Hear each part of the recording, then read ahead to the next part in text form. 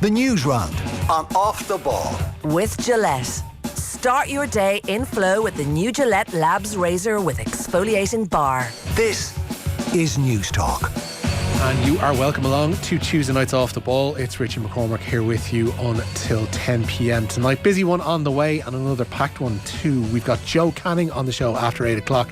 He is the subject of the first in the 21st series of Lake Regale, which commences on TG Car this Thursday night. Joe is going to join us after 8 p.m. to talk through his career, his relationship with the media, possible regrets stemming from his time with Galway, and lots more. Perhaps even his take on the Kilmacud-Glen situation. We will have more on that with former Kilmacud Crokes player, indeed hurler Ryan O'Dwyer, who has been pretty vocal about the situation today.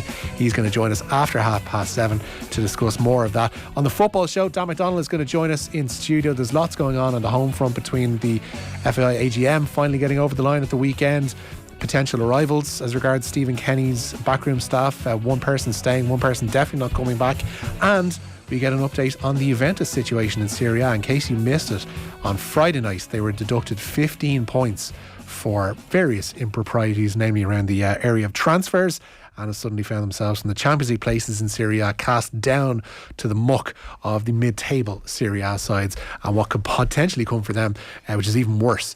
That's all on the way with Daniele Fisichella. Mick McCarthy, who joins us in studio for the Newsround, has polluted my mind, almost calling him Giancarlo for the entire duration of this piece has been in the offing, and I got through it because we recorded a little bit earlier on without wanting to give too much of a glimpse behind the curtain. Recorded earlier on, got through the whole thing without calling him Giancarlo once, which I was immensely proud of. Yeah. And then Will O'Callaghan asked, did you call him Gianluca? Which would have been a whole new twist altogether. That's just Will saying all Italians are the same. Anne-Marie Donelan, the notorious AMD, joins us in studio for the Newsround as well. The Kilmacud stuff still ongoing. Obviously we're going to talk to Ryan O'Dwyer after 7:30 about this, Mick, but we did get pretty late in the day last night an update from Glen themselves, and pretty rightly stating that they shouldn't be the ones who have to go to the GEA cap in hand and say, you might want to look at this, lads, because it's putting them in a invidious position. Yeah, it seems to be whatever side you're on this, that seems to be what people will agree on, is that this is just a tough situation for the Glen, and one that they shouldn't have to be in. Now, we spoke to the GA earlier, and they say that it's basically the only way to do it, that it would be a free-for-all of madness set as a precedent in this if they were to intervene themselves, because every refereeing decision would be, in every match, would be open to a review from the GEA, and that's just the way they have to do it, is that they have to get a complaint in. Now, I think that could be argued, and I know Joe Brolly on the show last night would have absolutely argued that, but that was what they came back to us with when we contacted them today. I don't know. I'm not sure if I'd buy that scenario whereby if it was just up to them, then every potential refereeing decision will be under review, because you have to have enough faith in your own officials, Anne-Marie, to figure that they are 99% of the time going to get things right. Otherwise you wouldn't have them doing the job that they're doing. Yeah, and every refereeing decision isn't the last gasp second of an All-Ireland final where there's one score in the difference. So the stakes are ultimately higher here than 99% of other refereeing decisions. But I do understand the point there that it could turn into a bit of a free-for-all, but the rule book does clearly state that it's either an objection or an investigation from the relevant committee. So if it happens, it's going to be the objection. It seems like talk has kind of turned today to when is this replay, as opposed to when will they do it? It seems like an awful lot of people are expecting it now. Well, now it would seem what's going to be a major influence on them is how it fits in the calendar, and the start of the Football League is going to be a major influence on this as well, which is coming up rapidly. I don't know necessarily if it should be, because as we mentioned, I don't think any of those players were probably going to be involved, be it for Derry, Dublin or indeed Galway. Like Galway play Mayo and Castlebar on Saturday. Was Shane Walsh definitely not going to be involved? It would be unusual that they vault straight. Okay. Like, I'm just going on the one example, or several examples you would have used is Ballyhale. You wouldn't necessarily see Ballyhale people or players going straight in from, whether they've been successful in an All-Ireland final or not, going straight in from one week to the next, playing club into. Yeah, well, I mean, in the past we obviously would have had the club game go well into the league when we had Paddy's Day finals, you know, and it was just a normal thing that you were without your Ballyhale players or your Kilmacud players or your Glen players or whatever, and that was just sort of the way it was. Now, obviously, we are trying to get to a calendar year club competition that we're not quite at yet, but you know, if counties weren't, you know, counting on not having these players, that's fine. But again, you're talking about 1 week. I think the calendar issue is more to do with probably TV and competing against themselves and stadiums and various other issues about having a full round of National Football League fixtures this week and an All-Ireland final replay thrown in there. But, you know, replays can happen in the game, you know, and there's contingency plans for them. So, yeah, like, I mean, again, like, not to repeat ourselves from last night, but I think in some ways it's a no-brainer. And the other thing is that the GA not making the decisions themselves and the refereeing free-for-all, my take on that would be that, like, a technical violation like this is very different from an interpretation decision, or even a kind of a ball that was over that was wide. Yeah. You know, like, I think, you know, unless maybe there's a Hawkeye thing or something like that, but I think this is a really technical thing of having too many players.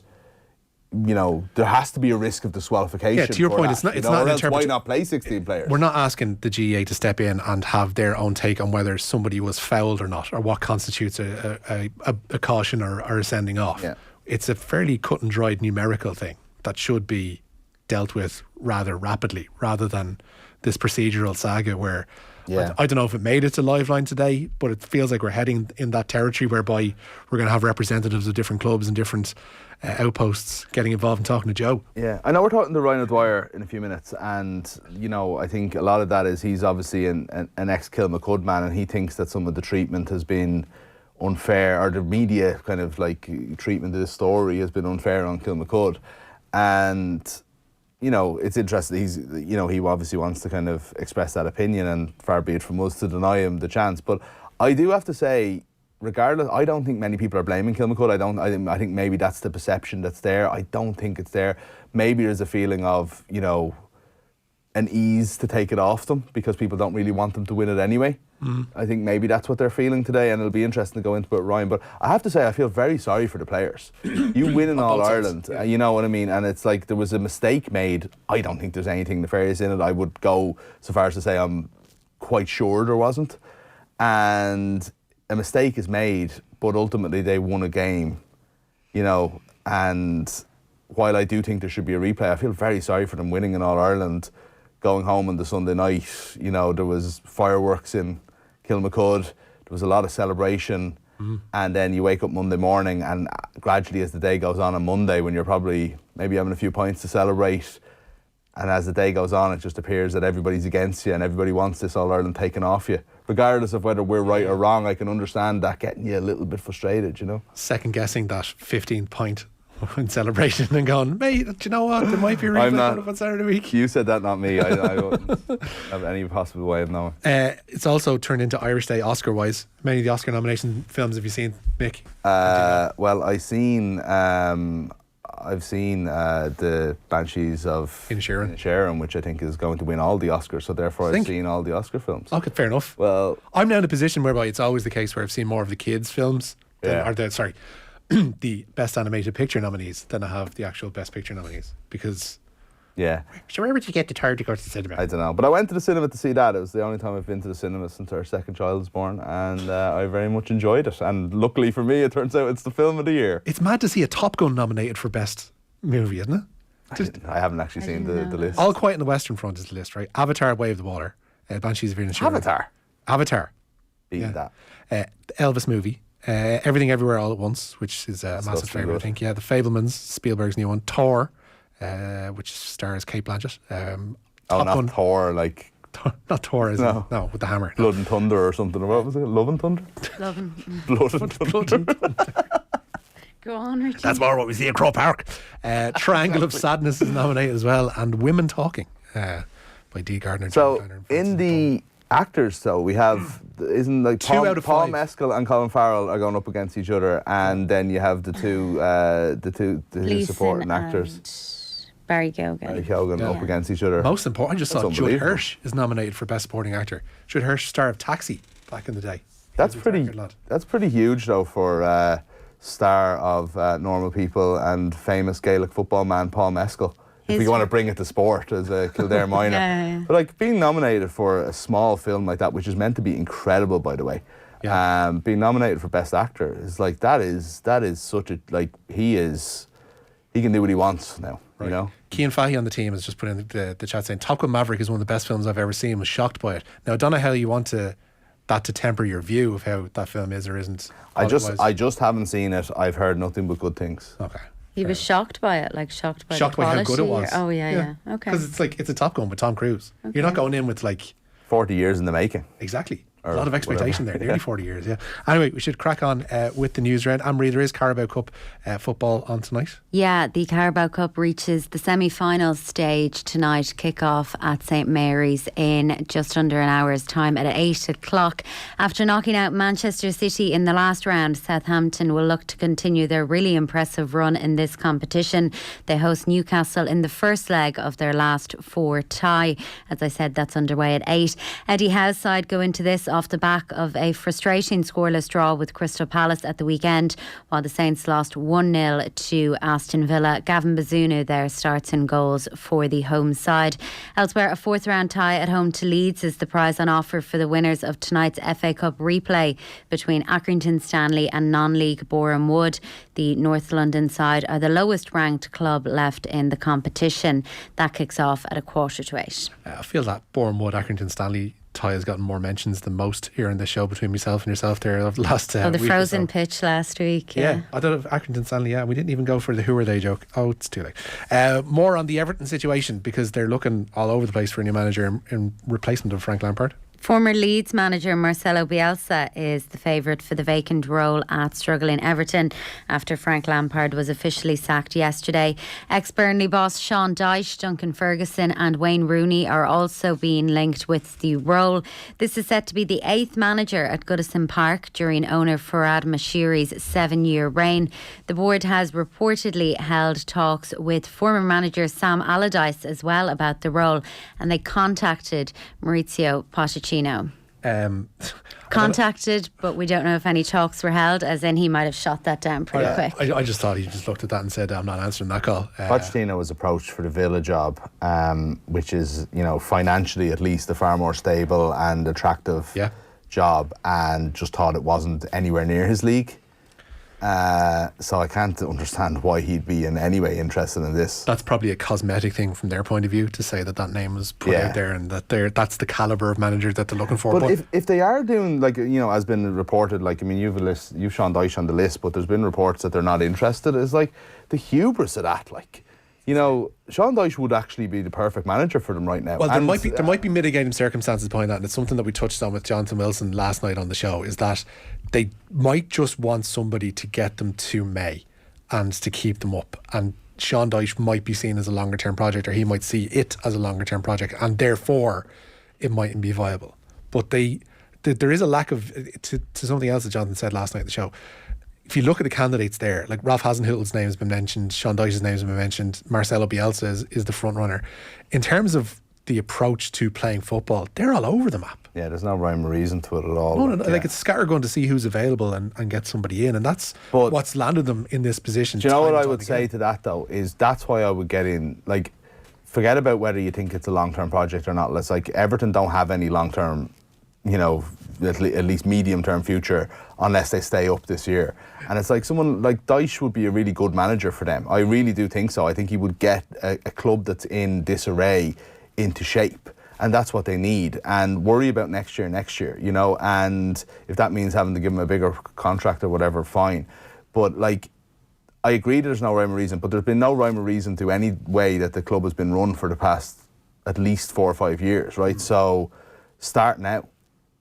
You know what I mean? It's start now. He'll make something. He'll shape something up with that squad, and then maybe decide what kind of a club they want to be or what sort of football they want to play. It's an interesting one. It's very they're in a very, very dangerous situation. Everton are in big trouble if they go down. They're building a new stadium and everything. Everything about that club, I said it at the weekend, even I think before the result came in on Saturday. It's such a toxic environment. From the playing squad, you looked at the stories about Abdoulaye Doucouré, who was forced to train on his own because of the atmosphere that he was bringing, or the row that he apparently had with Lampard. Management is in like a no-win situation because they just can't win. They can't get over the board. They can't win matches. Everything on that front is bad. The playing confidence is through the floor. And then you've got a completely dysfunctional board who are pulling in several different directions, don't know what kind of manager they want to appoint, and aren't going to have any kind of standing with their own fans.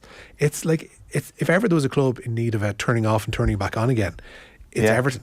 They need to get this manager right somewhat, or else they're going to totally lose the fans. It feels like they're 90% gone, and the frustration, even with Lampard, it didn't seem like the frustration was totally at him. It was all at the board, So they really need to get this right. But I think Lampard didn't know what he was doing. So I actually, you're completely right. The fans are kind of past blaming a manager at this stage, and they know it's understandably so, and they're right. But also, like, Lampard didn't know what he was doing, which meant that he wasn't able to put sticky tape over the problem. I honestly think someone like Dyche, and I'm not just trying to reinvent Sean Dyche as a new Sam Allardyce here. I actually think he's a good manager who can, like, maybe there's a limit to what he can do. We don't know, because he was only ever manager at Burnley, who have like incredibly limited financial support, at right? Watford, I think, as well. But I mean, recently anyway, in terms of in what we kind of would have familiarity with Sean Dyche, exactly. So we don't actually know where he can go, but it's not like it's not just this kind of like old school English pragmatic manager who's going to whip them up into shape. I think he can do that, but there's more to him than that. It's not that reductive. You don't stay in the Premier League with Burnley by just being a hoofball merchant. Exactly, he's not. That is the Everton situation. I'm sure we'll touch on that with Dan in the football show after 9 o'clock. Who knows, might even have an appointment by then. The way things go with Everton, it's quite funny. We might do.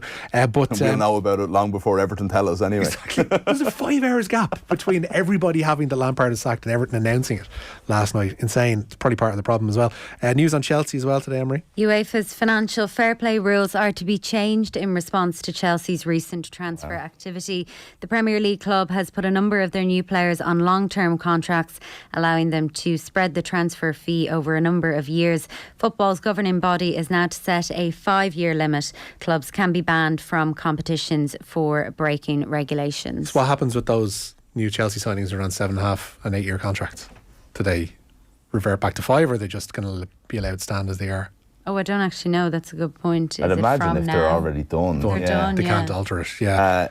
It's Chelsea are gas. Like, I mean, UEFA changing their rules because of how they're going. Like, you remember Todd Bowley? We were wondering what sort of a chairman he'd be, or what sort of a owner he'd be. At least he was thinking outside the box. I mean, to such a degree that UEFA have gone, get back in the box. Spend, Richie. Like, and I was watching, that like transfer talk roundtable thing they have on Sky Sports News. Like, for my sins, I had it on for 5 minutes, and they kind of got to the thing where they were saying, "And what about Chelsea? Are they still in the market?" And the whole table, they all started like cackling, rightly so. And they still are. And then they went, "Oh, by the way, we're dead serious. They're looking to bring in 3 more players before the deadline." They're still sniffing around Enzo Fernandez, who's not going to come cheap if he does get prized away from Benfica. The funny thing is, actually, and it kind of is something that's touched upon in our chat with Daniele Fisichella later on in the football show, is around Juventus and how players are valued, because one of the reasons why that initial case around Juventus fell apart was that the prosecution had based the value of players on estimates from the website Transfermarkt. And anybody who's kind of looked into football and looked for details and stats and stuff like that has probably used Transfermarkt, but they have valuations on players. But it goes to a question of, how do you value an asset? Because a footballer, if you're a football club and if you're a publicly traded company, like a lot of them are at this stage, are assets. How do you go by evaluating them accurately? Yeah, I don't know. It's a good question, but I suppose there has to be.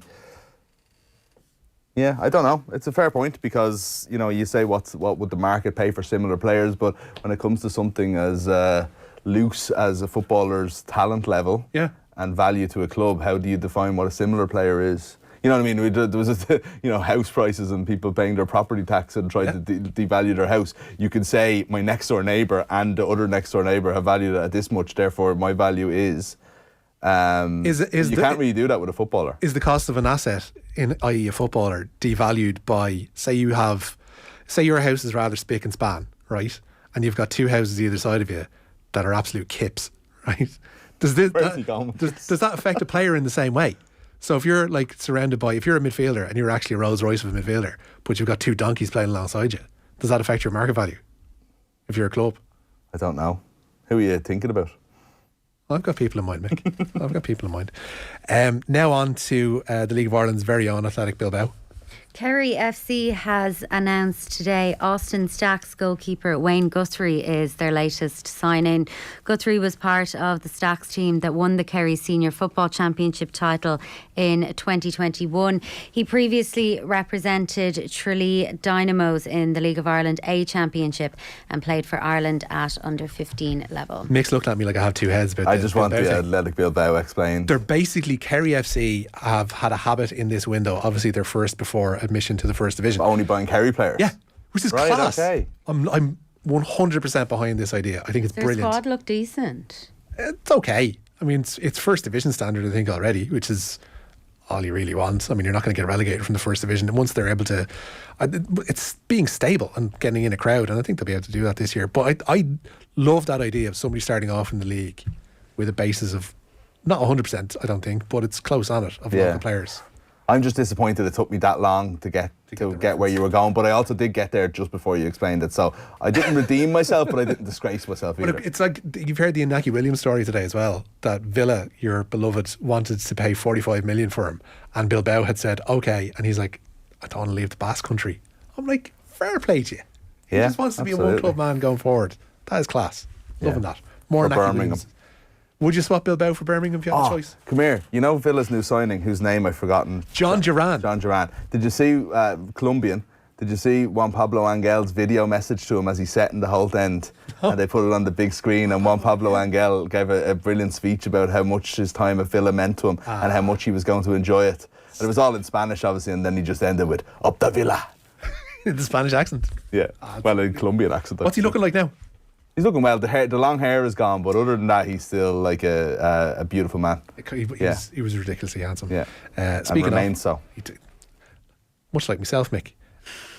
Anne-Marie, we're getting to the sharp end of the Australian Open. Stefanos Tsitsipas has made it into the semi-finals of the men's singles at the Australian Open in Melbourne. The Greek third seed defeated Czech player Yuri Lehechka in straight sets earlier today, and he will now face Russia's Karen Kanachov in the last four. He held a two-set advantage over American Sebastian Korda before Korda had to retire through injury. In the women's draw then, a two-time champion Elena Rybakina is into the semi-finals. That's after a straight sets win over Yelena Ostapenko, while the reigning Wimbledon champion will now face two-time winner Victoria Azarenka. She overcame third seed Jessica Pugala today, 6-4, 6-1. That Korda family is disgracefully talented. It's really annoying, isn't it? Like when you have Seb and you have, Nelly and all these people playing golf and tennis and coming from Petter, who is a rather handy tennis player himself. It makes you The Irish equivalent. What is the Irish equivalent? The O'Briens. I think I worked out in the quiz there. Kevin and Niall O'Brien and their sister. Yeah. His name escapes me. Played hockey. And I think between the three of them, they have, I think, nearly 600 international caps. That's insane. Wow. Yeah, over 500 anyway. That is insane. Yeah. Your Irish multi-sport Irish families. Yeah, that's what I'm thinking. Yeah, you have to for that equivalent. Not you just definitely have one. to go multi-sport. Anybody can have somebody playing soccer and their father have to play soccer. Two rugby players. In the team, Multi-sports is where it's at. What we're thinking here. 53106. There aren't many. Can't be many. I can't think of any others. 53106. When you get in contact tonight, of course. Maybe two GA codes, or whatever. But I don't think that quite counts, does it? No. It should, but Maybe one of them is handball. At least then it's different. The Newsround brought to you, of course, by Gillette Labs for an effortless finish to your day. Thank you for your text so far. With a lot of good managers out there, asks Jerry, was it discussed as to why Frank Lampard ever got the Chelsea or Everton jobs with no track record? The no track record thing is, I wouldn't say harsh, but he did have the Derby stint behind him, which was creditable. What did he do at Derby? He knocked Leeds out of the playoffs, sang about himself in the dressing room, and then lost to Villa in the final. Yeah. Good enough. Yeah. Sang his own song in the dressing room. That was He's fun. pure PR. Do you think? Yeah, come on, he is. I think there's a little bit more substance to him. And I think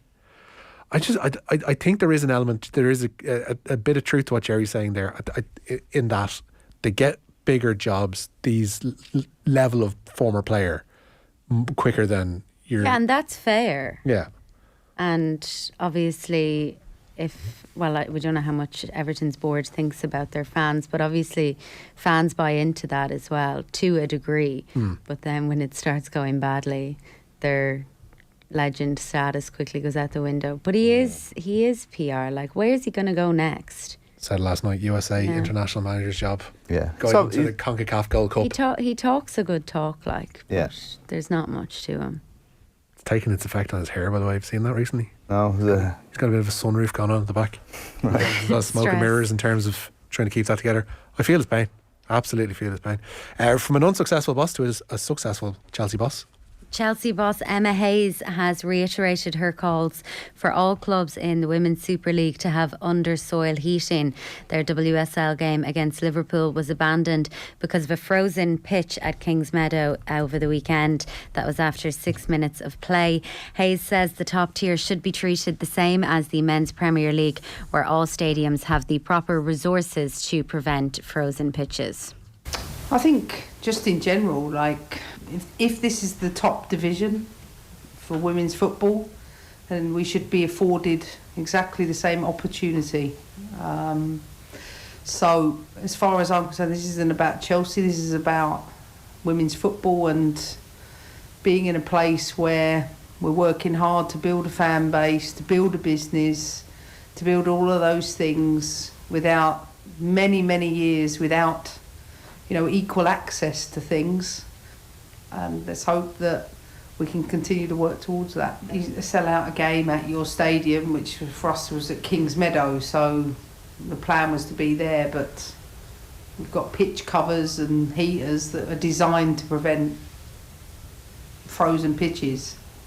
So if they don't do that job, then we have to have another solution for that, and that's not my job to do that. That's for the league and the clubs to work through the best solutions so we never cancel games. I've said this for years. Cancelling games has a detrimental impact on our sport, so whatever that takes to ensure that fans who are travelling from up and down the country are not showing up and having a game cancelled 6 minutes in is something we should all work towards. It's a bigger story. Lads, come on now, behave yourselves. There you go. That's Emma Hayes speaking about the shambles that was Liverpool-Chelsea in the Women's Super League at the weekend. They're multi-sport families, 3 Hawkshaws, says one texter, which also sounds like it could be an Oscar-nominated film, to be fair. Maybe it is. It could be. Maybe that's what it is. I'm Yeah, going to commission David a movie. Hawkshaw is I think he won a Grand Slam. He's captain of the Grand Slam team in Under 20 rugby, in under 20s in 2019, and his sister Sarah, I think, plays rugby for Ireland and possibly and she plays hockey as well. So there you go. There you go. Conor O'Callaghan's dad played for Dublin, obviously, and his mum played for Ireland in hockey also. Brothers in different codes in GDA. 5316, keep them coming. We might come back to them throughout the evening. But for now, Anne-Marie, thank you very much. Mick will be hearing from you.